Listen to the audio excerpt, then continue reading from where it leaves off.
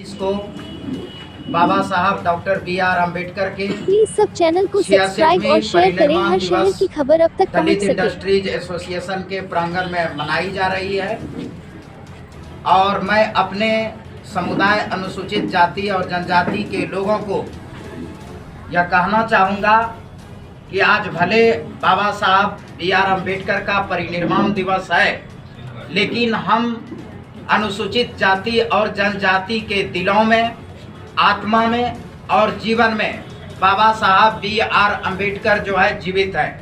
इसलिए उनको श्रद्धांजलि कतई नहीं दी जाएगी, क्योंकि वह हमारे दिलों में जीवित है। उनके जो मिशन अधूरे रह गए थे, उस सारे मिशन को जो है दलित इंडस्ट्रीज एसोसिएशन यह संकल्प लेती है कि वह जो है उनके अधूरे सपने और अधूरे मिशन को जो है दलित इंडस्ट्रीज एसोसिएशन पूरा करेगा। उनका जो सपना था समता मूलक समाज, उस समता मूलक समाज की स्थापना के लिए दलित इंडस्ट्रीज एसोसिएशन कृत संकल्प है, दृढ़ संकल्पित है। उनका जो मिशन था आर्थिक सशक्तिकरण का, तो दलित इंडस्ट्रीज एसोसिएशन जो है उनके मिशन आर्थिक सशक्तिकरण का संकल्प लेती है और वह जो है अपने समुदाय अनुसूचित जाति और जनजाति के लोगों को आर्थिक सशक्तिकरण करेंगे। देश में अनुसूचित जाति और जनजातियों के लिए एक षड्यंत्र रची जा रही है। हमारी आत्मा और बाबा साहब ने जो है पूरे जीवन काल में एक अनोखा चीज देश को समर्पित किया था, वह है भारतीय संविधान। और भारतीय संविधान की आत्मा जो थी वह है आरक्षण। लेकिन जो हमारे लोगों से, वंचितों से और शोषितों से घृणा करते हैं, वह अपनी जो है मनसूबे पर कायम रहने के लिए हमारे आरक्षण से छेड़छाड़ कर दी गई। हमारा जो 16% आरक्षण था, उस 16% आरक्षण से बढ़ा करके उन लोगों ने, यानी अनुसूचित जातियों से ज़्यादा आरक्षण जो है आज की तिथि में अत्यंत पिछड़ी जातियों को और पिछड़ी जातियों को दे दिया।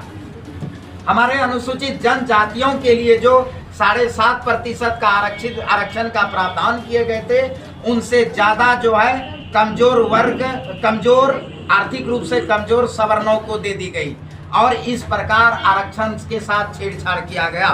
जितने भी सार्वजनिक क्षेत्र थे, धीरे धीरे जो है उनको निजीकरण करके आरक्षण को स्वतः समाप्त करने का षड्यंत्र किया गया।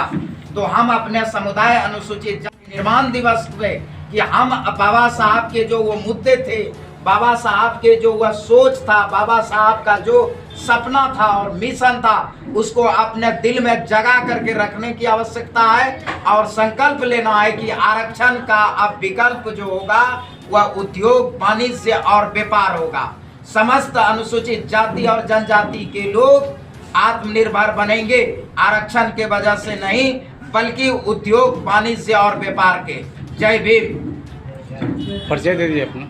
मैं doctor Jitendra Paswan, founder chairman Dalit industries association. अभी हमारा एसोसिएशन भारत के 11 स्टेट में अस्थायी रूप से काम कर रही है और अन्य राज्यों में भी अस्थायी रूप से कार्य कर रही है। इसका उद्देश्य है अपने समुदाय अनुसूचित जाति जनजाति के लोगों का आर्थिक सशक्तिकरण करना।